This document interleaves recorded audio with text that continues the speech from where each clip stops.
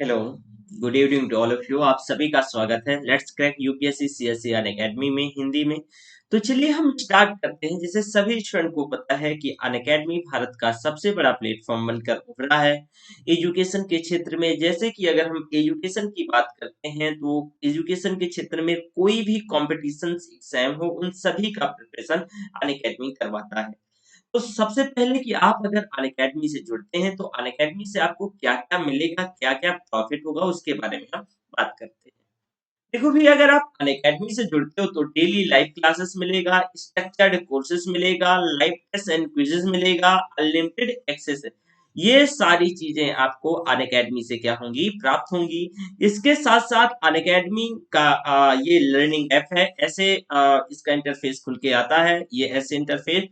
अगर आपके पास Android phone आता है गूगल प्ले स्टोर से, और अगर आपके पास एप्पल फ़ोन है तो एप्पल स्टोर से इसको डाउनलोड कर सकते हो। साथ ही साथ मेरे बारे में अगर आप बात करना चाहें तो मेरा नाम देवी सिंह है। इंडियन इकोनॉमी पीटी और मेंस के लिए पढ़ाता हूँ, हिस्ट्री ऑप्शनल में पढ़ाता हूँ और साथ ही साथ पॉलिटी पीटी के लिए पढ़ाता हूँ। हिस्ट्री ऑप्शनल की जो क्लास है वो 4 बजे लाइव जाती है हिंदी ऑप्शनल चैनल में। ये जो क्लास अभी रिकॉर्ड कर रहा हूँ ये प्रीमियर होती है 7 बजे let's crack UPSC CSE Hindi channel पे। और वहीं पॉलिटी की अगर बात करें तो ये आप देख रहे होंगे, ये जो पॉलिटी ऐप पे 8 बजे पढ़ाता हूँ। ये टेलीग्राम लिंक है, इसके माध्यम से आपको सारा हैंडआउट प्राप्त होगा। ये अनअकैडमी का प्रोफाइल लिंक है। इसके माध्यम से आप अनअकैडमी में जुड़ सकोगे और मुझे फॉलो करके और आप सारे कोर्सेज पे एक्सेसिबिलिटी हो जाएगी। साथ ही साथ मेरे कोड हैं दो, एक एसपीटीएससी 10 है और देबीवाईटी। इन कोडों को आप देख रहे हो, ये क्या है, ये कोड है। इनके माध्यम से आप अपनी पढ़ाई को सॉरी, इनके माध्यम से आप अपने मतलब उस पे 10% डिस्काउंट प्राप्त कर सकते हो। और सॉरी, ये कह सकते हो कि आपके लिए कि बेहतर तरीके से, जैसे कि आप हमेशा डिस्काउंट की बात करते हो, तो इसी वजह से अनअकैडमी ने ये प्लान किया है कि ये जो कोड दिए गए हैं एजुकेटर्स के, तो आपको 10% क्या है डिस्काउंट प्राप्त करवा सकें। ठीक है।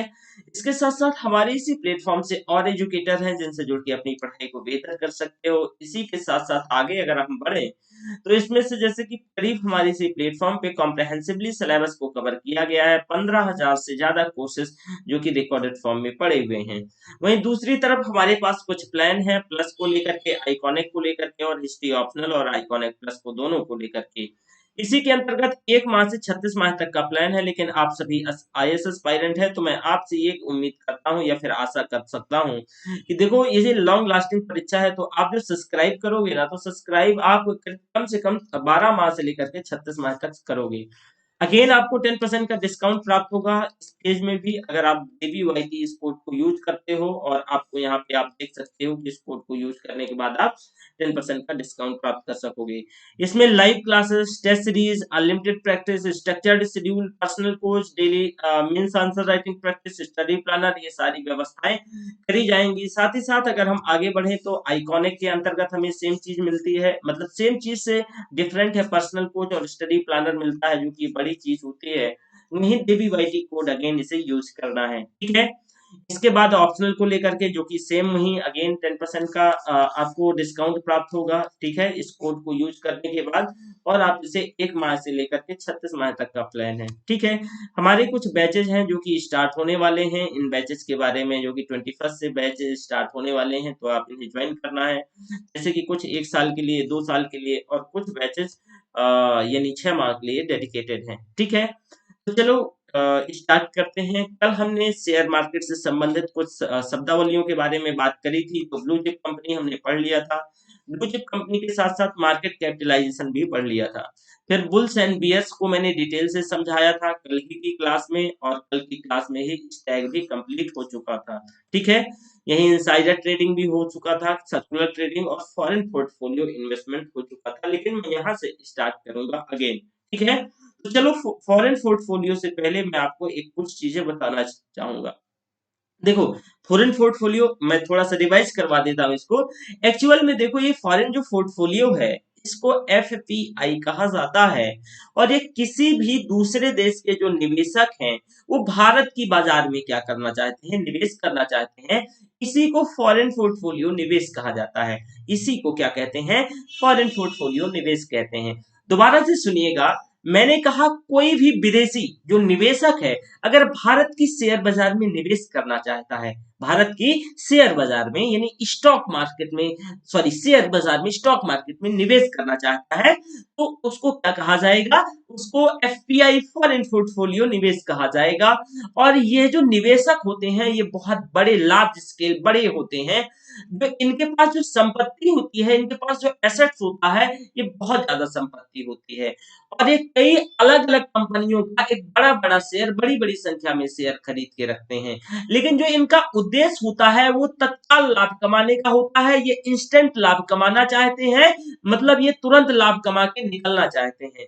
जैसे कि इनका किसी भी प्रकार से कंपनी के प्रबंधन में अपनी कोई ये रुचि नहीं दिखाते हैं, कोई इंटरेस्ट नहीं दिखाते हैं, बस इनका फाइनली उद्देश्य लाभ कमाना होता है।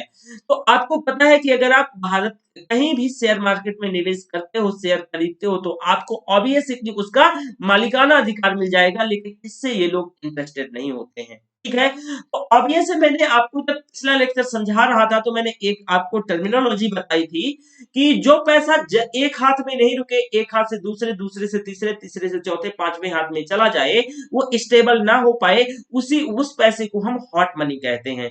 तो ये व्यक्ति अगर तत्काल लाभ कमाना चाहता है तो उम्मीद है कि आज यहाँ लगाता है, कल हो सकता है सिंगापुर की स्टॉक मार्केट में लगा दे, परसों मलेशिया की स्टॉक मार्केट में लगा दे। तो ये पैसा एक जगह नहीं रुक रहा है, इस वजह से ये जो विदेशियों के माध्यम से शेयर बाजार में जो एफपीआई के माध्यम से पैसा आ रहा है, इसी को हॉट मनी कहते हैं। क्या कहते हैं?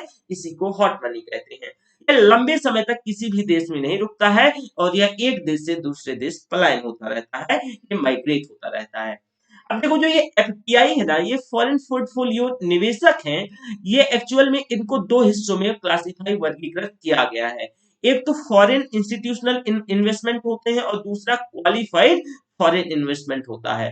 तो फॉरेन इंस्टीट्यूशनल इन्वेस्टमेंट पहले देखेंगे, फिर क्वालिफाइड इंस्टीट्यूशनल इन्वेस्टमेंट हम बारी बारी से दोनों को देखते हैं। देखो ये जो एफ आई आई है, जो सॉरी एफ, यहाँ पे एफ आई आई होना चाहिए, एफ टी आई नहीं है, इसे कट कर दीजिए। F I I foreign institutional investors या इन्वेस्टमेंट, ठीक है। तो एक प्रकार की ये संस्था होती है, इनमें एक प्रकार के ये संस्थान होते हैं, इन पे कई निवेशकों को, जैसे हमारे और छोटे जो भैया छोटे छोटे निवेशक होते हैं, ये संस्था के पास जाते हैं, रजिस्ट्रेशन करवाते हैं और अपना पैसा वहीं जमा कर देते हैं। तो एक्चुअल में जो एफआई होते हैं ये कई निवेशकों का पैसा इकट्ठा करके और शेयर बाजार में क्या कर देते हैं, ये निवेश कर देते हैं। ठीक है, लेकिन दूसरी तरफ जो क्यूएफआई होते हैं, क्वालिफाइड फॉरेन इन्वेस्टमेंट इन्वेस्टर्स होते हैं, ये एक्चुअल में अगर आप क्यूएफआई की बात करते हैं तो ये इंडिविजुअल व्यक्ति होते हैं। जैसे कि फॉर एग्जांपल मान लो कि हम सिंगापुर से हैं या हम ऑस्ट्रेलिया से हैं या कहीं से, वो देश अभी मैं इसका जो टर्म्स एंड कंडीशंस बताऊंगा। तो अगर हम विदेश से हैं और इंडिविजुअल हैं, हम किसी संस्था से नहीं जुड़े हैं और भारत की मार्केट में अगर हम निवेश करना चाहते हैं तो उसको क्या बोला जाएगा? क्वालिफाइड वो क्वालिफाइड यानी क्यूएफआई, क्वालिफाइड फॉरेन इन्वेस्टमेंट कहा जाएगा। ठीक है, तो देखो अब ये सभी देशों के व्यक्तियों को, जो इंडिविजुअल व्यक्ति को भारत में निवेश करने की इजाजत नहीं है। तो इजाजत किसे है, अर्थात कौन निवेश कर सकता है? तो भारत में जो क्यूएफआई है वही निवेश कर सकता है। आप देखोगे जो इसके अंतर्गत जो फाइनेंशियल एक्शन टास्क फोर्स, कौन सा? जो फाइनेंशियल एक्शन टास्क फोर्स और मनी लॉन्ड्रिंग का सदस्य हो। अर्थात मान लो कि कोई देश, जैसे कि मान लो कि कोई देश है और वो FATF financial action task force और मनी लॉन्ड्रिंग का वो सदस्य नहीं है, तो वह भारत की मार्केट में, उसका जो इंडिविजुअल व्यक्ति है वो भारत की मार्केट में निवेश नहीं कर पाएगा। तो यही व्यक्ति क्या होते हैं, इन्हीं को क्वालिफाइड फॉरेन इन्वेस्टमेंट या इन्वेस्टर्स कहा जाता है। ये जो संगठन है, ये ऑर्गेनाइजेशन है, एफएटीएफ है, इसमें 37 देश हैं, इसमें 37 कंट्रीज आते हैं। जैसे कि एक जो कुछ देशों का एक ग्रुप है जिसको गल्फ कोऑपरेशन काउंसिल कहते हैं, इसको क्या कहते हैं? गल्फ कोऑपरेशन काउंसिल कहते हैं। इसमें मध्य एशिया के कुछ देश हैं और इसके साथ साथ यूरोपीय यूनियन में जितने भी देश हैं, तो ये तो ध्यान रखना कि 35, जिसमें से भारत भी शामिल है, और इनमें से एक एक ये सदस्य, जैसे एक यूरोपीय यूनियन हो गया और एक यूरोपीय यूनियन के साथ साथ क्या हो गया, गल्फ कोऑपरेशन कंट्री जो हो गई, काउंसिल्स हो गई, ये तो ये सभी इसकी पार्टी हैं। यहीं के देश इसमें यहीं के जो निवेशक हैं इस क्यूएफआई के माध्यम से भारत की बाजार में निवेश कर सकते हैं, अन्यथा भारत की बाजार में निवेश नहीं कर सकेंगे, भारत की बाजार में निवेश नहीं होगा। ठीक है, तो उम्मीद करता हूं सभी बच्चों को यहाँ तक समझ आ गया होगा, किसी प्रकार से कोई डाउट नहीं होगा।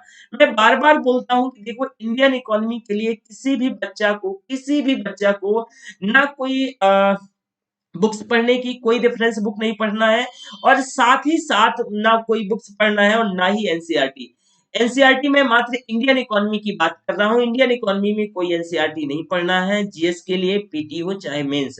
और सारी गारंटी मेरी है, जो नोट्स मोर देन सफिशिएंट होगा और लेक्चर है वो भी मोर देन सफिशिएंट होगा। ये दोनों आपको पर्याप्त है आपके लिए, और पर्याप्त से कहीं और ज्यादा अधिक है। तो आप इतना ट्रस्ट कर सकते हो, और ये ट्रस्ट तब बनेगा जब आप लास्ट ईयर के क्वेश्चंस निकालिए, लास्ट ईयर के पेपर निकालिए और उन्हें सॉल्व करना बैठिए। अगर आपका पूरा ये जैसे मान लीजिए जिस चैप्टर से आए हैं और जो चैप्टर आप पढ़ चुके हैं और उससे अगर क्वेश्चन हो रहे हैं, तो वेल एंड गुड, आप भरोसा कर सकते हैं, ठीक है। लेकिन आपको भरोसा करना होगा। क्यों करना होगा? क्योंकि देखो, इसमें से 350 पेज से ऊपर का नोट्स, और इसके साथ साथ आपको करीब नोट्स के साथ दूसरी जो सबसे इंपॉर्टेंट बात है, 160 से ऊपर लेक्चर इंडियन इकोनॉमी के अंतर्गत आएंगे। तो उम्मीद करता हूं कि आप सभी को क्लास 1 से, लेक्चर फर्स्ट से शुरू करना है, और कंप्लीट इकोनॉमी, और हर एक जो मैं कोशिश करता हूं सब हेडिंग्स को एक बात तो डिटेल से और एक बात समराइज करने की कोशिश करता हूं, ठीक है। चलो, दूसरा हमारा सब हेडिंग है, दूसरे सब हेडिंग की ओर हम बढ़ते हैं, म्यूचुअल फंड। क्या है? Mutual fund. देखो, म्यूचुअल फंड एक्चुअल में इसे हम देख लेते हैं, जो म्यूचुअल फंड है, ठीक है। देखो, mutual fund company asset management company है। एसेट मैनेजमेंट कंपनी का मतलब क्या होता है, बस ऐसे जान लो आपने। अच्छा, इससे पहले हमें ना पी नोट्स पढ़ना है, ठीक है, फिर हम बाद में ये म्यूचुअल फंड कंपनी पढ़ लेंगे। पहले सॉरी, पहले पी नोट्स पढ़ लेते हैं, है ना। चलो, बस 1 minute, sorry. P notes important है, यहाँ से क्वेश्चन आता है, सॉरी। पी नोट्स,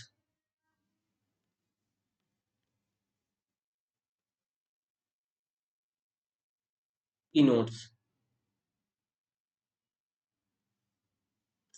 इसको पार्टिसिपेटरी नोट्स भी कहा जाता है। कई बार क्वेश्चन पूछा गया, चेक कर सकते हैं। Participatory, participatory notes, participatory notes. पहले हम पी नोट्स पढ़ लेते हैं। 1 मिनट, है ना, इसको हम हाईलाइट भी कर देते हैं। सो हाईलाइट तरफ से करें, वेरी गुड।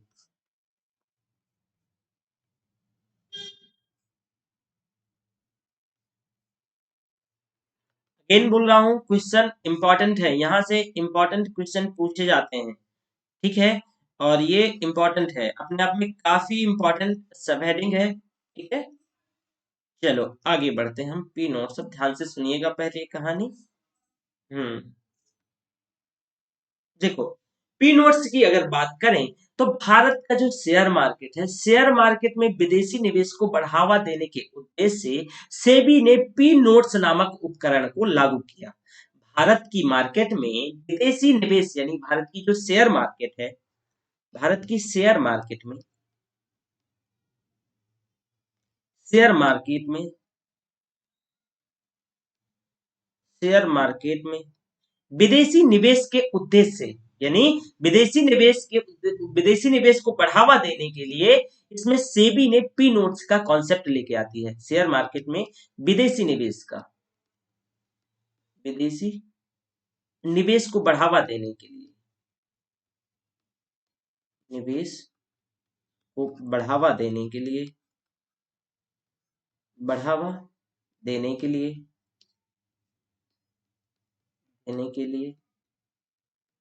पी नोट्स का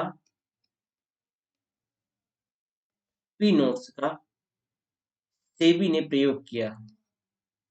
पी नोट्स का सेबी ने, security exchange board of India, SEBI ने प्रयोग किया।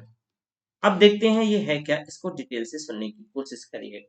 देखो भैया, इससे पहले तो मैंने बताया ना, जो क्यूएफआई और एफएफआई है ना, एफआईआई है ना, जो पोर्टफोलियो के अंतर्गत, जो फॉरेन पोर्टफोलियो के अंतर्गत दो पार्ट, तो ऑब्वियस विदेशी निवेश तो हो ही रहा है, लेकिन शेयर मार्केट में और ज्यादा विदेशी निवेश बढ़ सके, और ज्यादा इसको बेहतर बनाया जा सके, विदेशी निवेश लाया जा सके, इसके लिए security exchange board of India, जो शेयर मार्केट का माई बाप है, यही इसको कंट्रोल करता है।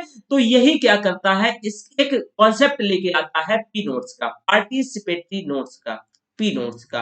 देखो ये एक्चुअल में पी नोट्स क्या है, जरा ये आप ध्यान देना। मैंने अभी बताया आपको, भारत के शेयर बाजार में कौन निवेश कर सकता था, वही संस्थागत निवेशक, जो जो एफएफआई यानी जो फॉरेन इंस्टीट्यूशनल इन्वेस्टर्स थे, वही भारत में निवेश कर सकते थे, ठीक है। और कौन कौन निवेश कर सकते थे, जो कि भारत में पंजीकृत हो और दूसरा मॉरिशस में पंजीकृत हो।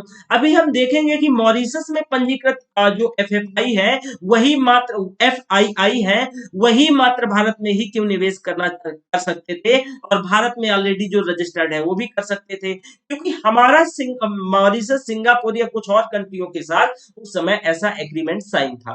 तो मैंने आपको बताया कि भारत की शेयर बाजार में मात्र वही संस्थागत विदेशी निवेशक निवेश कर सकते थे, जो कि भारत में पहले से पंजीकृत हो या रजिस्टर्ड हो, या फिर मॉरिशस में पंजीकृत हो या रजिस्टर्ड हो। लेकिन पी नोट्स एक ऐसा माध्यम बनेगा, अगर मान लो कोई और व्यक्ति निवेश करना चाहता है तो नहीं कर सकता था, ठीक है। उसे पहले अगर निवेश करने के लिए पहले रजिस्ट्रेशन करवाना जरूरी होता था। तो अब पी नोट्स एक ऐसा उपकरण बनेगा, ऐसा माध्यम बनेगा, इसके माध्यम से शेयर बाजार में वैसी विदेशी संस्थागत निवेशक भी निवेश कर सकेंगे, जो भारत की बाजार में लिस्टेड नहीं है, जो भारत की बाजार में रजिस्टर्ड नहीं है, और ना ही मॉरिशस की बाजार में रजिस्टर्ड है। मतलब समझा, पी नोट्स एक उपकरण है, पी नोट्स एक उपकरण है, जो भारत की बाजार में आपको निवेश के बढ़ावा देने के लिए क्या किया जाएगा, इस उपकरण का प्रयोग किया जाएगा। पहले सिर्फ विदेशी व्यक्ति वही निवेश कर सकते थे जो भारत और मॉरिशस की वहां की मार्केट में क्या हो, रजिस्टर्ड हो। लेकिन जब पी नोट्स आया, तब पी नोट्स में कोई भी व्यक्ति क्या कर सकेगा, निवेश कर सकेगा, कोई भी व्यक्ति निवेश कर सकेगा।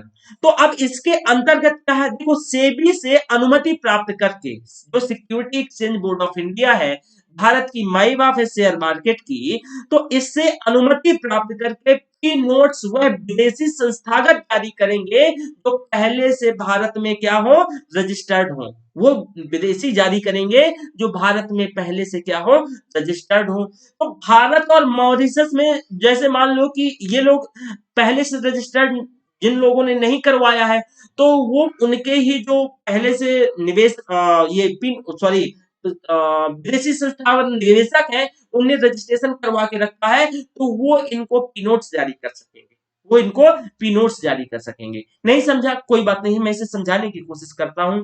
देखो ये भारत का बाजार है, ऐसे समझो, ये भारत का बाजार है, भारत का बाजार है, ठीक है।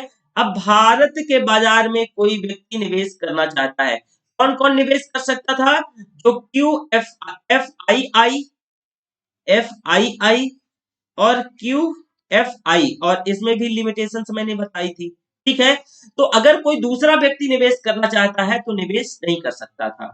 तो अब ये जो एफ आई आई, जो फॉरेन इंस्टीट्यूशनल इन्वेस्टर्स हैं, जो विदेशी जो निवेशक अगर निवेश करना चाहते थे, तो अगर वो भारत की बाजार में या फिर मॉरिशस में क्या हो, वो ये जो क्यूएफआई है, जो संस्था है, विदेशी संस्था है, उनको रजिस्ट्रेशन करवाना पड़ता था। मान लो कि कोई विदेशी ए और बी नाम की संस्था है, तो भारत की बाजार में या सिंगापुर में, इनको भारत में या सिंगापुर में रजिस्ट्रेशन करवाना पड़ता था, तभी यह भारत में, भारत की बाजार में निवेश कर सकते थे, तभी पॉसिबल था कि निवेश कर सकते थे। अब पी नोट्स क्या इनको पी नोट्स इनको क्या हेल्प करेगा, अब यहाँ पी नोट्स का रोल आ जाएगा। तो देखो अगर ये जो क्यू एफ आई है, ये जो सिंगापुर की मार्केट में मान लो ये जो इनने रजिस्ट्रेशन करवा लिया, यहाँ या फिर यहाँ। तो अब ये क्या कर सकते हैं, अगर कोई दूसरा व्यक्ति निवेश करना चाहता है या दूसरा कोई इंस्टीट्यूशनल जो संस्था, विदेशी संस्थागत निवेशक निवेश करना चाहता है, तो यह पी नोट्स जारी कर देंगे। ध्यान से सुनिएगा, ये पी नोट्स जारी कर देंगे।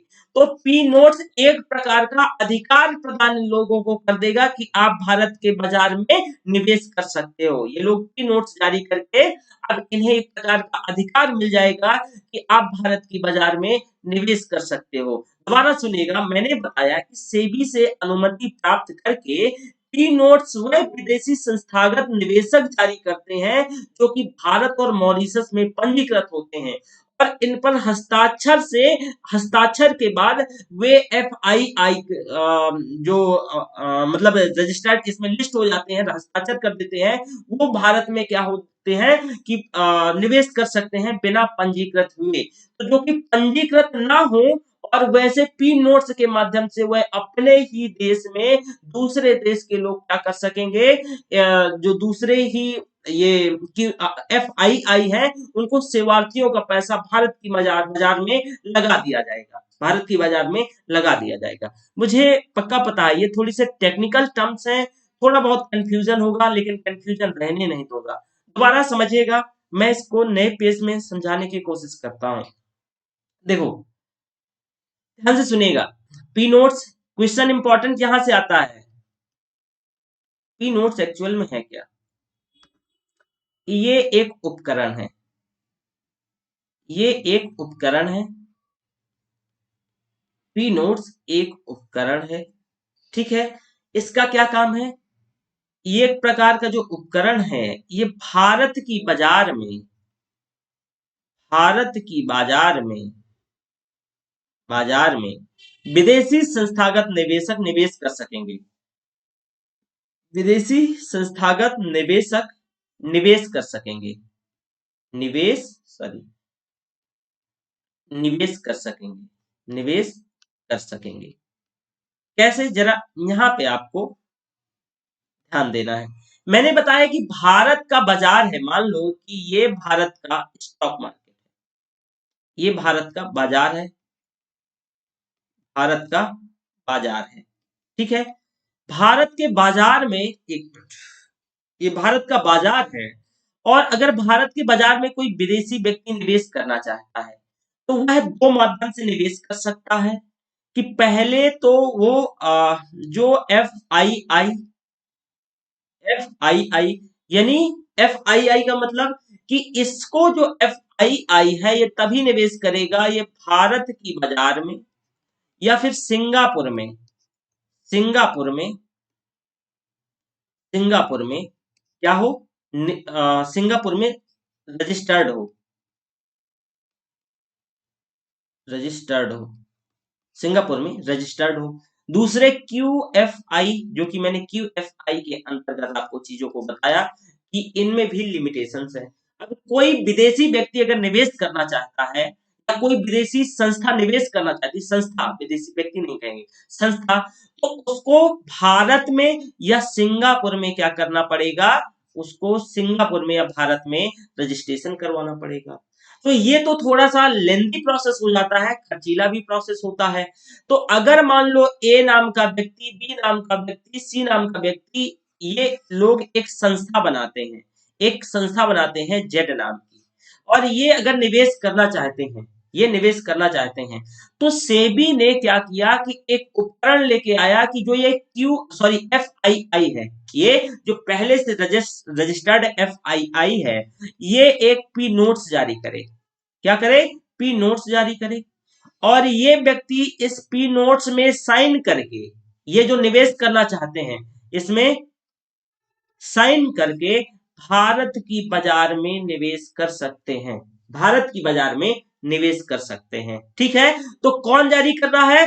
पहले अगर ये निवेश करना था इसको, तो भारत की बाजार में या सिंगापुर में इसको रजिस्ट्रेशन करवाना पड़ता, लेकिन अब जरूरी नहीं है। तो इस प्रक्रिया से ये क्या हो गया, बच गया, और ये अपने ही लोगों से, जो उनकी पहले से कोई FII थी, यानी फॉरेन इंस्टीट्यूशन इन्वेस्टमेंट, जो कोई संस्था थी, उसने क्या जारी कर दिया, उस संस्था ने पी नोट, इंस्टीट्यूशंस ने पी नोट्स जारी किया, और ये व्यक्ति साइन करके भारत की बाजार में क्या कर लेगा, निवेश कर देगा, भारत की बाजार में निवेश कर देगा। तो इसका उद्देश्य क्या था? अब इतना ही नहीं होगा, अगर भारत सरकार चाहती है कि ज्यादा से ज्यादा विदेशी निवेश शेयर मार्केट में आए, तो इसके लिए थोड़ी से और आकर्षक बनाने की कोशिश करी जाएगी, इस उपकरण को और ज्यादा आकर्षक बनाया जाएगा। तो क्या बनाया जाएगा आकर्षक?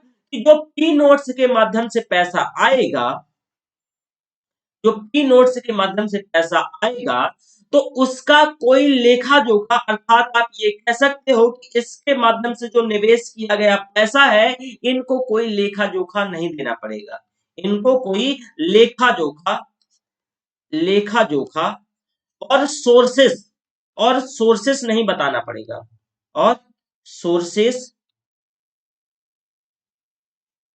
सोर्सेस नहीं बताना पड़ेगा। अगर पहले कोई एफआईआई भारत आता था, भारत की बाजार में पैसा लेके आता था, रजिस्टर्ड करवाना पड़ता था, तो वो सोर्सेस बताना होता था, सोर्सेस बताना होता था। ध्यान रहे, इसी वजह से तो फाइनेंशियल एक्शन टास्क फोर्स है ना, कि कोई का पैसा गलत तरीके से पैसा ना यहाँ आ जाए, तो तभी कि उस सदस्य का मेंबर होगा, तभी भारत की बाजार में निवेश कर सकेगा।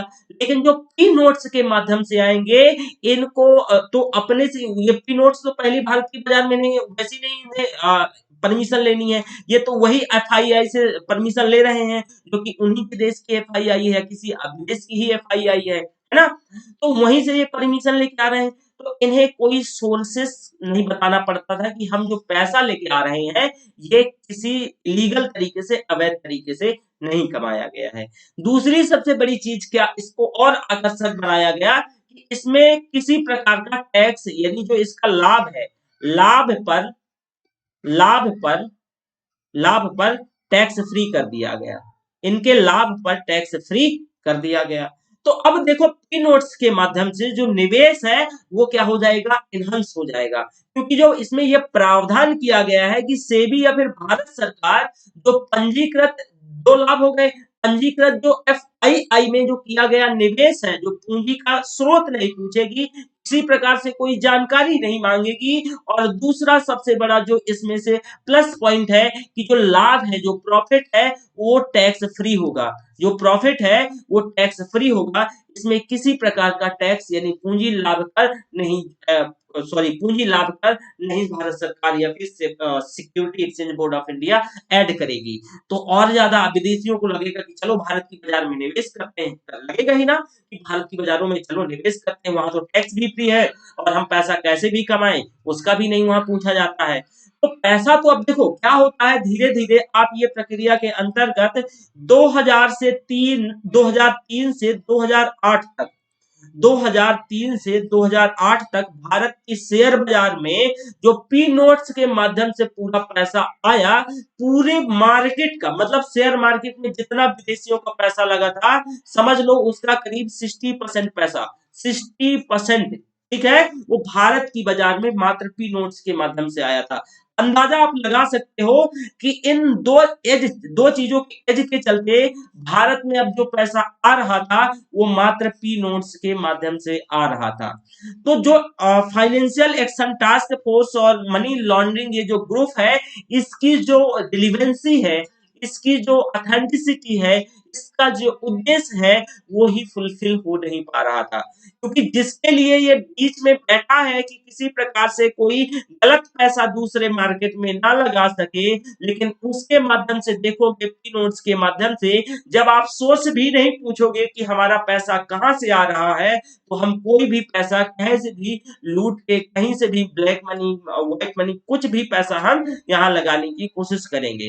तो यही 2003 से 2008 तक बढ़ा, तो कोई उसमें डाउट नहीं है, जो फॉरेन इन्वेस्टमेंट शेयर मार्केट में बढ़ा, लेकिन फॉरेन इन्वेस्टमेंट जो शेयर मार्केट में बढ़ा, आप देखोगे कि पूरे इन्वेस्टमेंट का 60% मात्र पी नोट्स के माध्यम से आया था, किसके, पी नोट्स के माध्यम से आया था। So this is important for you, ठीक है, ये इस वजह से आपके लिए इंपॉर्टेंट है। और दूसरी बात जो सबसे इसमें इंपॉर्टेंट है, कि यहाँ से लगातार क्वेश्चन पूछे जाते रहे हैं, लगातार क्वेश्चन पूछे जाते रहे हैं। तो ये तो इसमें देखा आपने कि ये पी नोट से कैसे कार्य किया।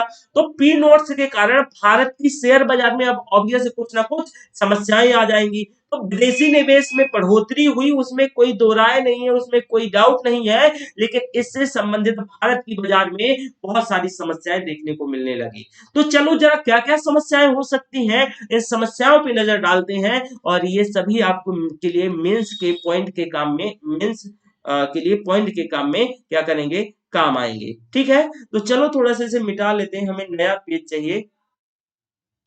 हम्म। अच्छा, तो देखो अन्य देशों में पीनोट्स तो आपने समझ गए ना। पीनोट्स क्या है, बहुत आसान भाषा में एक बार और पीनोट्स को मैं बता दूंगा, परेशान नहीं होना है। ठीक है, इसमें किसी प्रकार से किसी व्यक्ति को डाउट नहीं होगा, बस ये जान लो कि ये भैया उपकरण है। अब किसी को कोई हमें बताना नहीं है कि हम कहाँ से पैसा लेके आए हैं, और इसके साथ साथ हमें ये उसमें टैक्स भी नहीं देना है। ये सारी छूट मिल जाती है। ये पी नोट्स एक उपकरण है, जारी कौन करता है, ये एफआईआई कौन जारी करता है, एफआईआई, जो पहले से ही उनके इन्वेस्टर्स, जो विदेशी संस्था निवेशक हैं, वही जारी करते हैं, जो विदेशी संस्था है। तो अब उन्हें रिसोर्सेज भी नहीं बताना है। ठीक है, अब चलो यहां तक आपने देखा। अब देखो अन्य देशों से भारत के शेयर बाजार में काले धन का जो निवेश है वो पी नोट्स के माध्यम से बढ़ने लगा। ऑब्वियस है, अब ऑब्वियस है कि भारत में जो दूसरे देश हैं, विदेशों से, विदेशों से, विदेशों से black money, black money, black money का निवेश, ब्लैक मनी का निवेश शेयर मार्केट में, शेयर बाजार में, बाजार में बढ़ने लगेगा। क्यों भैया बढ़ने लगेगा, बढ़ने लगेगा? क्योंकि आप ही बताओ, अगर कोई जांच करने ही वाला नहीं है, हमसे कोई पूछने वाला नहीं है कि अगर रात के हम घर 12 बजे जाते हैं और अगर हमारे गार्जियन ये पूछने वाले नहीं है कि कहाँ से आए हो, तो हमें क्या हो जाएगा कि हमें पूरी स्वतंत्रता मिल जाएगी। हम चाहे रात के 12 बजे आए, चाहे रात के 4 बजे आए, या रात के 2 बजे आए, रात के 2 बजे आए। तो इसका मतलब ये है कि विदेशी निवेशकों से, जो विदेशी निवेशक पी नोट्स के माध्यम से पैसा भारत की बाजार में निवेश कर रहे थे, उनसे पूछने वाला ही नहीं था कोई कि आप ये पैसा जो लेके आ रहे हो, ये किसी का मर्डर करके लेके आ रहे हो, या किसी का आप हवाला के थ्रू बैक मनी लेके आ रहे हो, कहाँ से आ रहे हो, कोई पूछने वाला नहीं था। मतलब कोई पूछने वाला नहीं था। तो भारत की बाजार में ब्लैक मनी का निवेश हो रहा था। हो तो रहा था विदेशी निवेश, लेकिन भारत की बाजार में ब्लैक मनी का निवेश हो रहा था।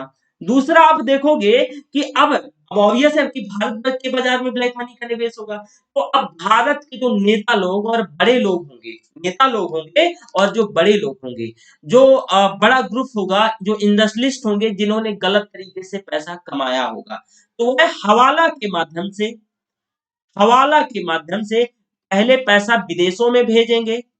किसमें, विदेशों में भेजेंगे। और फिर उन्हीं विदेशों से पी नोट्स, विदेशों में जो जैसे एफ आई आई के माध्यम से उनसे पी नोट्स में हस्ताक्षर करके, और भारत की बाजार में ये जो हवाला के माध्यम से ब्लैक मनी है, ध्यान रखिएगा, भारत से ही ब्लैक मनी कहां गया, पहले विदेशों में गया। अभी हवाला बता दूंगा, एक नेटवर्क है ब्लैक मनी। अच्छे, मिटा देते, देखो हवाला के माध्यम से भारत से ऐसा ही काम करने लगा, और हमें क्या लॉस होने लगा, भारत है, भारत का बड़े लोगों का पैसा अर्थात ब्लैक मनी, जो ब्लैक मनी था, ब्लैक मनी था, ये क्या था, ब्लैक मनी था। ये आप देखोगे कि हवाला के माध्यम से विदेशों में जाने लगा, हवाला के माध्यम से कहा जाने लगा, विदेशों में जाने लगा। और विदेशों का पैसा एफपीआई यानी जो एफ आई आई है, तो इन ये पी नोट्स जारी कर देंगे। क्या कर देंगे, पी नोट्स, जो भारत में रजिस्टर्ड है, ये पी नोट्स के माध्यम से भारत की शेयर बाजार में, कहा की, भारत की शेयर बाजार में, शेयर बाजार में शेयर बाजार में ये पैसा निवेश हो जाएगा, निवेश हो जाएगा, तो हो जाएगा। तो अब मार्केट में पैसा निवेश हो गया, तो ये जो ब्लैक मनी था ये यहाँ पे क्या हो गया, व्हाइट हो गया, ये व्हाइट मनी हो गया। और ये भारत का ही पैसा भारत में आ गया, कहा, भारत का पैसा भारत में आ गया। इसी को राउंड ट्रिपिंग कहते हैं, इसी को राउंड ट्रिपिंग कहते हैं। अब समझ आया कि भारत का पैसा भारत में ही आ गया और वो भी व्हाइट के रूप में आ गया, इसी को राउंड ट्रिपिंग कहा जाता है, इसी को राउंड ट्रिपिंग कहा जाता है। ठीक है। अब इस पूरे प्रोसेस को ध्यान से सुनिएगा, ये जो पूरा प्रोसेस मैंने बताया, ये पूरा प्रोसेस मनी लॉन्ड्रिंग का काम कर रहा है। लॉन्ड्री का मतलब होता है धुलना, ठीक है। तो मनी लॉन्ड्रिंग का मतलब कि पैसा जो ब्लैक मनी को व्हाइट में कन्वर्ट करना, ये मनी लॉन्ड्रिंग है। व्हाइट ब्लैक मनी को व्हाइट में कन्वर्ट करना मनी लॉन्ड्रिंग है। तो देखो पिन नोट से कितनी बड़ी समस्या आ गई थी कि विदेशी, हमको लग रहा था कि विदेशी जो निवेश है भारत में बढ़ रहा है, लेकिन नहीं, वो तो थोड़ा बहुत बढ़ रहा था। सबसे बड़ी समस्या ये आ गई थी कि भारत में जितना भी ज्यादा लोग, नेताओं के पास पैसा था, यानी जो भी आप ये कह सकते हो कि जो करप्ट पॉलिटिशियंस थे, करप्ट ब्यूरोक्रेट्स थे, करप्ट इंडस्ट्रियलिस्ट थे, जिनके पास गलत तरीके से अवैध और इलीगल और ब्लैक मनी था, वह हवाला के माध्यम से विदेशों में पैसा भिजवाते थे, और वही विदेश से वो पैसा एफआईआई के माध्यम से की नोट्स जारी करके, और ये भारत की बाजार में क्या करते थे, ये लोग जाके निवेश कर देते थे। और भारत में तो कोई पूछने वाला नहीं था ना पी नोट्स को लेकर के कि आप कहां से आ रहे हो। तो इस वजह से ये पैसा जैसे ही भारत की मार्केट में निवेश हो गया, ये हो गया, क्या हो गया, ये जो यहाँ ब्लैक मनी था ये यहाँ व्हाइट मनी हो गया, यहाँ व्हाइट मनी हो गया। तो यही ब्लैक मनी से व्हाइट मनी में कन्वर्ट होना, इसी को मनी लॉन्ड्रिंग कहा जाता है। और भारत का पैसा भारत में आ गया, एक ट्रिप लगा के लौट आया, इसी वजह से इसको राउंड ट्रिपिंग कहते हैं, इसी वजह से इसको राउंड ट्रिपिंग कहते हैं। समझ आया राउंड ट्रिपिंग का मतलब क्या है? उम्मीद है कि समझ आ गया हो। राउंड ट्रिपिंग कितना आसान है, मैं बार बार बोल रहा हूं कि इकोनॉमी, बस ये समझो कि आपकी एकदम टंग पे रहेगी, कोई भी चीज बस थोड़ी सी फोकस करना है। ओके, चलो आगे देखते हैं।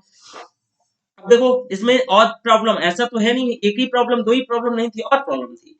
इसके कारण जो एफ आई आई है, तो एफ आई आई भी जो खुद को भारत में पंजीकृत कराने में सक्षम थी, ठीक है। देखो भारत में पंजीकरण कराओगे तो आपको क्या करना पड़ेगा, आपको क्या करवाना होगा कि आपको रजिस्ट्रेशन फी पेड करनी होगी। आपको नहीं है जो पूंजी लाभ कर से छूट। तो जो विदेशों में जो ऐसे संस्था थी जो वाकई में भारत में निवेश करने के लिए उत्सुक थी और उसके पास पैसा था, वो रजिस्ट्रेशन करवाने में सक्षम थी, तो वह अब रजिस्ट्रेशन नहीं करवाएगी, वो पी नोट्स के ही माध्यम से भारत में निवेश करने लगेगी। तो इससे भारत सरकार का जो रेवेन्यू है, जो राजस्व है, उसमें लॉस होने लगेगा, लॉस में यानी राजस्व में क्षति होने लगेगी। ऑब्वियस है कि मान लो कि मैंने जैसे कि बोल दिया है, फॉर एग्जाम्पल समझिएगा कि अनअकैडमी ने, जैसे कि चलो अनअकैडमी का उदाहरण नहीं देते हैं, जैसे कि ऐसा मान लो आप कि कोई स्कूल है, ठीक है, और कोई स्कूल में ये कह दिया गया कि एक काम करो, जैसे कि बीमा कंपनी होती है ना, कि एक काम करो, आप अपने पापा का नाम स्कूल में लिखवा लो या अपने बड़े भाई का नाम स्कूल में लिखवा लो, और फिर वही आपको एडमिशन बांटता रहेगा, वही आपको एडमिशन बांटता रहेगा।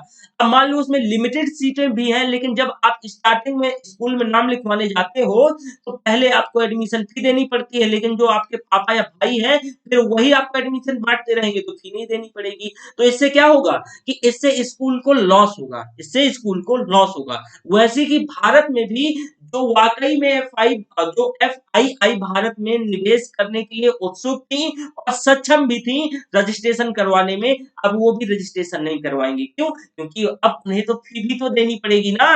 तो इस वजह से बचने के लिए भारत में पूरी तरीके से जो रेवेन्यू है इसका लॉस होने लगेगा। पी नोट्स के ये बैक सेट्स हैं, पी नोट्स के ये बैक सेट्स हैं। और देखो अभी इतना ही समाप्त नहीं होता, अब भारतीय बाजार में पी नोट्स के माध्यम से विदेशी मुद्रा का जो निरंतर आगमन के कारण भारत की जो घरेलू मुद्रा वो सशक्त तो होगी, लेकिन ये जो निवेश है वो अकस्मात यानी अचानक क्या हो जाएगा, निकल जाएगा। तो इसके कारण अनस्टेबिलिटी यानी अनिश्चितताएं हो सकती हैं। नो डाउट अगर आप विदेशी मुद्रा लेके आ रहे हो भारत में तो ठीक है, हमारा रुपया मजबूत होगा। मैंने जब आपको मॉनेटरी पॉलिसी पढ़ा रहा था और मनी मार्केट पढ़ा रहा था, मॉनेटरी पॉलिसी में मैं इस चैप्टर को डिटेल से समझाया था कि अगर हमारा रुपया कब मजबूत होगा, कब क्या होगा, कब कमजोर होगा। और इसके पूरे मैकेनिज्म को 2 क्लासे मैंने इसको समझाने में लिया था। तो ऑब्वियस है, अगर देखो पी नोट्स के माध्यम से भारत की बाजार में पैसा आ रहा है, मैं इससे एग्री करता हूं कि पैसा आएगा विदेशी निवेश के माध्यम से, तो हमारा फॉरेक्स से बढ़ेगा, तो हमारा जो रुपया है वो कमजोर होगा, क्योंकि हमारे यहाँ जो पंपिंग है डॉलर की या फिर हॉट मनी की वो ज्यादा है। लेकिन यह लॉन्ग टर्म तक नहीं टिकता ना, ये तो इनका लाभ बना, ये लोग निकल लिए मार्केट से, क्या है, निकल लिए लाभ बना करके। तो अनस्टेबिलिटी, मान लो कि एक बार अचानक से 100 रुपया आया और अचानक से 100 रुपया मार्केट से निकल गया, तो मार्केट अचानक से धम से अपने मुंह के बल गिरेगा। तो ये भी समस्या थी पी नोट को लेकर के कि अचानक से लोग पैसा लेके तो आते हैं लेकिन निकल भी जाते हैं। दूसरी समस्या क्या होती है, जरा ध्यान से गौर करके सुनिएगा। पानी मुझे बहुत प्यास लगी है। चलो, पी नोट्स के कारण विदेशी मुद्रा का आगमन बढ़ा, जिसके उद्देश्य से पूर्ति तो हुई, नो डाउट विदेशी मुद्रा आएगा तो हमारी पूर्ति तो होगी, लेकिन अन्य समस्याओं ने जन्म दे दिया। इससे संबंधित नियमों को भी और कठोर बना पाना काफी कठिन हो गया। क्यों? क्योंकि अब विरोध लोगों को झेलना पड़ेगा। साथ ही साथ नियमों के कठोर होते ही इस माध्यम में जो विदेशी मुद्रा है वो क्या हो जाएगा, रुक जाएगा। तो हमें अब एक चीज से ये भी समस्या हो गई कि अगर हम मान लो कि नियम बना रहे हैं और अगर नियम बना करके नियम बना देते तो अचानक से ब्लॉक हो जाएगा, विदेशी मुद्रा रुक जाएगी, तो फिर हमारा जो फॉरेक्स है वो डिस्टर्ब हो जाएगा, वो डिसबैलेंस हो जाएगा। तो ये भी प्रॉब्लम आ गई। लेकिन धीरे धीरे अब इसमें से जो पी नोट्स है इससे संबंधित नियमों में लगातार बदलाव चल रहे हैं, परिवर्तन किया जा रहा है और यह सुनिश्चित करने का प्रयास किया जा रहा है कि इससे आया हुआ जो निवेश है, तो भारत जो लाभ वाला हिस्सा है, तो उस पे कर की भी वसूली हो जाए और साथ ही साथ जो अगर आप गलत तरीके से भारत की मार्केट में पैसा लगाना चाहते हो तो उसकी भी जानकारी, अर्थात उससे संबंधित जो रिसोर्सेस हैं, जो सोर्सेस हैं, उनकी सारी जानकारी भारत में आप तो अगर भारत की मार्केट में लगाना चाहते हो। तो ये एक्चुअल में पी नोट्स है, ये एक्चुअल में पी नोट्स है। कितना आसान था, ठीक है, इससे भी थोड़ा आसान थोड़ी ना कुछ होता है ना, तो मैं बार बार बोल रहा हूँ। देखो कितना आसान, पी नोट सब समझ आ गया। इसका आपने ये देखा एसेट्स क्या है, इसके प्रॉफिट क्या है। प्रॉफिट बस एक ही है कि हमारा फॉरेक्स बढ़ेगा, कोई उसमें वही नहीं है। लेकिन फॉरेक्स से वो ज्यादा दिन तक स्टे नहीं, वो ज्यादा दिन तक स्टेबल नहीं हो सकता है, क्योंकि ये लोग लाभ कमा के निकल भी तो लेते हैं ना। चलो, अगला हमें म्यूचुअल फंड देखना है। क्या देखना है, म्यूचुअल फंड। चलो जरा भैया म्यूचुअल फंड देख लेते हैं। बस 1 मिनट रुकना है।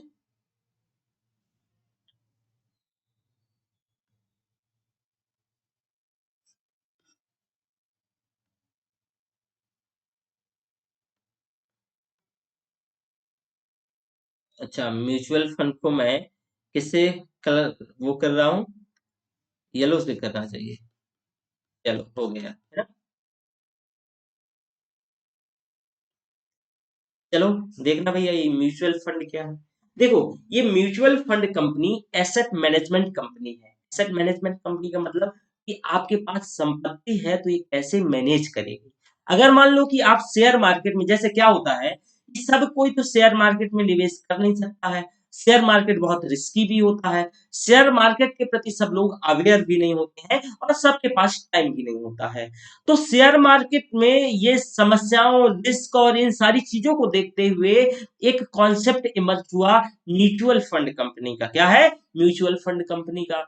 ये म्यूचुअल फंड कंपनी, आप जो पैसा कहीं बाहर निवेश करना चाहते हो अर्थात शेयर बाजार में, और आपके पास ये समस्याएं हैं, जोखिम आप नहीं उठाना चाहते हो, आपको अनुभव नहीं है शेयर मार्केट में या किसी प्रकार की और कोई प्रॉब्लम्स है, तो आप अपना पैसा एसेट्स मैनेजमेंट कंपनी के माध्यम से शेयर मार्केट में निवेश कर सकते हो। एसेट मैनेजमेंट कंपनी के माध्यम से अपना पैसा शेयर मार्केट में निवेश कर सकते हो। यहाँ देखो क्या होता है, मैंने बताया कि जो शेयर मार्केट में बहुत सारे जोखिम्स होते हैं, कोई अवेयर नहीं होता है, बहुत सारी प्रॉब्लम्स होती हैं। तो इसके चलते ये कंपनियों का इमरजेंस होता है। तो म्यूचुअल फंड कंपनी जो ये पैसा है ना लोगों का, तो म्यूचुअल फंड कंपनी शेयर बाजार में इस पैसे को निवेश करती है। कहाँ? शेयर बाजार में निवेश करती है। और एक जो स्रोत होता है तो उसका उचित विकल्प है। अब ऑब्वियस है कि देखो, ये जो एक बस एक कंपनी है, ये जो मैनेजमेंट संभाल रही है, बस आपको ये फोकस करना है। ये पैसा आपका लगा रही है, शेयर बाजार में ही लगाया जा रहा है। आप भी चाहते हो लेकिन आपके पास समस्याएं हैं, तो आपने किसी कंपनी को दे दिया पैसा, वो आपसे कमीशन लेगा, आपसे कमीशन लेगा। जो अगर वहां लॉस होता है तो भी आपका, अगर आपको प्रॉफिट होता है तो भी आपका। समझो कि आप पैसा डायरेक्ट शेयर बाजार में लगाते तो ये समस्याएं देखने को मिल सकती थी। लेकिन ये जो कंपनी है, ये एसेट मैनेजमेंट कंपनी है, इनके अधिकारी तंत्र होता है। अधिकारी तंत्र का मतलब इनके एक्सपर्ट होते हैं, जानकार होते हैं शेयर बाजार के, कि हमें कहाँ निवेश करना है, कहाँ निवेश नहीं करना है। तो इसके चलते देखोगे जो म्यूचुअल फंड कंपनी है, शेयर बाजार में निवेश करने का एक उचित विकल्प ये सोर्सेस ढूंढती है। इनको भारत में सेबी ही कंट्रोल करता है, क्योंकि ऑब्वियस है शेयर बाजार में आप पैसा लगा रहे हो, भले ही आप लगाओ या कोई और लगाए, तो सेबी ही कंट्रोल करेगा। तो इनको कौन करता है? सेबी ही कंट्रोल करता है। ये जो कंपनियां होती हैं, ये कई निवेशकों से पूंजी लेती हैं, जैसे कि आप और हम, वो निवेशक जो शेयर मार्केट में डायरेक्ट नहीं जाना चाहते, जो रिस्क से, जो जोखिम से बचना चाहते हैं, तो ये कंपनियां एक पूल तैयार करती हैं, एक कटोरा तैयार करती हैं। मान लो कि इनने, आप ऐसे सोच लो, ए से पैसा ले लिया, बी से पैसा ले लिया, सी से ले लिया और डी से ले लिया। इसका एक इनने पूल तैयार कर लिया। इसका क्या कर लिया? इनने पूल तैयार कर लिया। तो अब ये क्या करती है कि ये जो कोष है, ये जो पूल है, ये कंपनियों के शेयर में निवेश कर देती है। अब जरूरी नहीं है हमसे ये नहीं पूछेंगे कहाँ निवेश करना है, ठीक है? बस हमने पैसा दे दिया, लेकिन ये शेयर मार्केट में अलग अलग कंपनियों के शेयर में हो सकता है एक व्यक्ति का रुपया 3 कंपनियों में निवेश हो, थोड़ा कर करके 4 कंपनियों में निवेश हो। तो ये जो पूल, ये कोष तैयार करेंगी, ये अलग अलग कंपनियों के शेयर में पैसा म्यूचुअल फंड कंपनी क्या कर देंगी? निवेश कर देंगी, और अपने एक्सपर्ट के माध्यम से ये क्या करेंगी कि लाभ बनाने की कोशिश करेंगी। तो इस निवेश को, जैसे कि इसमें लिखा है ऑलरेडी, कि प्रशिक्षित प्रबंधकों के माध्यम से मैनेजमेंट, यानी जो एमबीएस है, जो मतलब अच्छा मैनेजमेंट जानते हैं, तो उनके प्रबंधकों के माध्यम से इसको मैनेज किया जाएगा। लेकिन यहाँ ध्यान रहे, जो इसका प्रॉफिट और इसका घाटा, यानी प्रॉफिट और लॉस, वो आप ही का होगा। तो क्या होगा? आप ही का होगा, कंपनी का नहीं होगा। कि कंपनी को आपने उधार में ऋण नहीं दिया है, आपने कंपनी को सिर्फ क्या बनाया है? कंपनी, ये समझ लो कि बिचवई है, मीडिएटर है, कंपनी मीडिएटर है। तो मीडिएटर का लॉस नहीं होता है, लॉस आप ही बनाओगे और प्रॉफिट भी आप ही बनाओगे। आपसे कंपनी एक तरीके से उसमें कुछ कमीशन ले लेगी, कमीशन ले लेगी, ठीक है? तो जब एक कंपनी निवेश की कोई एक योजना लेकर आती है, तो इसमें से इसको न्यू फंड ऑफर कहा जाता है। क्या कहते हैं? New fund offer. मान लो कि कोई ए नाम की कंपनी है और कोई नई नई योजना लेके आई है, तो इस योजना को न्यू फंड ऑफर कहा जाएगा। क्या कहा जाएगा? न्यू फंड ऑफर कहा जाएगा। एक निश्चित समय के भीतर अगर निवेशक जो होता है निवेश करता है, तो इसमें से अभी मैं आगे बताऊंगा कि निवेश भी 2 प्रकार से होगा। तो एक निश्चित समय के भीतर अगर निवेश करता है और कुल प्राप्त की गई जो पूंजी है, उसको यूनिट में, जो रुपया है, कुछ यूनिट में बांट दिया जाएगा, विभाजित कर दिया जाएगा। जिससे कि मान लो एक कंपनी का पैसा डूबता है, दूसरी लॉस में जाती है, तो वो क्या हो जाए? बैलेंस हो जाए। जैसे कि मैंने बताया कि कई कंपनियों में ये लोग निवेश करते हैं। किसमें? कई कंपनियों में ये लोग निवेश करते हैं। तो ये जो पैसा है, ऑब्वियस है कि किसी कंपनी का जो ऊपर नीचे जाता रहेगा, उसमें तो कोई यही नहीं है कि कोई प्रॉफिट में जा रही है, जो निवेश किया है तो प्रॉफिट होगा, जो लॉस में जा रही है तो लॉस होगा। तो ये जो मूल्य है, ये इकाइयों का मूल्य क्या होता है? घटता बढ़ता रहता है। जब जो शेयर होता है, जब मान लो शेयर मार्केट बंद हो जाए, तो शेयर मार्केट बंद होने के बाद जो वो इकाई है, जो यूनिट है, उसका जो मूल्य होता है, उसे नेट एसेट वैल्यू कहते हैं। उसे नेट एसेट्स वैल्यू कहते हैं। क्या कहते हैं उसे? नेट एसेट्स वैल्यू कहते हैं। ठीक है, यहां तक समझो। थोड़ा सा मैं इसे और आपको डीपली समझाना चाहता हूं। देखो, ए नाम का व्यक्ति है, ए नाम का व्यक्ति है, ये व्यक्ति बहुत बिजी है, शेयर मार्केट के बारे में जानना नहीं चाहता है, लेकिन इसके पास पैसे है, शेयर मार्केट में निवेश करना चाहता है। तो यह ऐसी कंपनी को ढूंढेगा जो शेयर मार्केट में निवेश करती है, अर्थात मीडिएटर की भावना, वो मीडिएटर की भूमिका निभाती है। तो इसको म्यूचुअल फंड कंपनी मिलेगी, म्यूचुअल फंड मिलेगी, कंपनी मिलेगी। तो ये म्यूचुअल फंड कंपनी को इसने पैसा दे दिया। अब म्यूचुअल फंड कंपनी ए जैसे कई लोगों का पैसा लेकर के अब ये क्या करेगी, शेयर बाजार में एक पूल तैयार करेगी। तो पहले तो ये सभी लोगों का पैसा ले लिया है और ये कटोरा तैयार कर लिया है। तो ये जो कटोरा है, इसमें से ये जो पैसा है कि कई शेयर बाजार में, ध्यान रखना, कई मार्केट के शेयर्स में, सॉरी, कई कंपनी के शेयर्स में लगा देगी। जैसे टाटा में लगा दिया, ठीक है, रिलायंस में लगा दिया, रिलायंस के साथ साथ और जगह लगा दिया, ठीक है। तो ये कई जगह पैसा लगा देगी। इसके साथ साथ देखोगे कि जैसे कि टाटा है, रिलायंस है, ये और ग्रुप है, ये हर जगह क्या करेगी, पैसा लगा देगी जहां इसका मन होगा, इसको जहां इसके प्रबंधकों को ठीक लगेगा। तो ये पूल तैयार कर लिया गया है, ठीक है। अगर मान लो कि ओवरऑल एवरेज लॉस इसका होता है तो लॉस भी इसी व्यक्ति का होगा। अगर प्रॉफिट होता है तो प्रॉफिट भी इसी व्यक्ति का होगा। बस ये मीडिएटर की भूमिका में है, ये अपना कमीशन चार्ज करेगी, ये अपना कमीशन चार्ज करेगी। तो ये जो पैसा है, ये जो पूल है, मैंने बताया इसका कई यूनिट बना लिया जाएगा। ये पूल्स का मान लो यूनिट ए बी सी, तो ये यूनिट बना लिया जाएगा और ये ऊपर नीचे कंपनियों के शेयर के अकॉर्डिंगली होता रहता है, ऊपर नीचे शेयर के पैसों के अकॉर्डिंगली होता रहता है। तो आप अगर ए की बात मान लो कि यूनिट ए है, यूनिट ए जैसे कि शेयर मार्केट में पैसा लगा हुआ है इसका, और शेयर मार्केट शाम में बंद हो गया, तो जितना इसका जो एक इकाई का वैल्यू है, मूल्य है, इसी को उसे नेट एसेट वैल्यू कहा जाएगा। इसी को क्या कहा जाएगा, नेट एसेट वैल्यू कहा जाएगा। अब ये जो म्यूचुअल फंड कंपनी है, जब लोगों से पैसा वसूलेगी यहाँ, तभी तो लोग आएंगे ना। तो कोई अगर नया नया ऑफर लेके आती है, कोई नया नया योजना लेके आती है, तो उसको न्यू फंड ऑफर कहा जाता है, इसको न्यू फंड ऑफर कहा जाता है, ठीक है। क्या कहा जाता है, न्यू फंड ऑफर कहा जाता है। कहाँ गया ये तो जैसे ये न्यू फंड ऑफर, ठीक है। आपने ये भी देख लिया न्यू फंड ऑफर क्या है, उससे साथ में नेट एसेट वैल्यू भी देख ली, ये कैसे वर्क करता है, ये आपने समझ गए। घाटा यानी लाभ, और जो ये लॉस यानी प्रॉफिट, और घाटा यानी लॉस, ये दोनों निवेशक का ही होगा, बार बार बोल रहा हूं, ठीक है। और एक कंपनी जब ये नई योजना लेके आएगी, इसी योजना को क्या कहा जाएगा, न्यू फंड ऑफर कहा जाएगा। जब ये कंपनी है ना, ये म्यूचुअल फंड कंपनी है, ये कह रही है सभी से कि लाओ, जो जो इच्छुक है, जो व्यक्ति पैसा लगाना चाहता है शेयर मार्केट में, एक अच्छी योजना आई है, आप इस योजना के माध्यम से क्या कर सकते हो, निवेश कर सकते हो। तो उसी योजना को न्यू फंड ऑफर कहा जाएगा, ठीक है। ये बस कमीशन से पैसा कमाएगी, और इसका, जैसे कि आप देख लो, ये मीडिएटर की भूमिका में है, इससे ज्यादा इसकी कोई और भूमिका नहीं है, ठीक है। अब आगे बढ़ते हैं।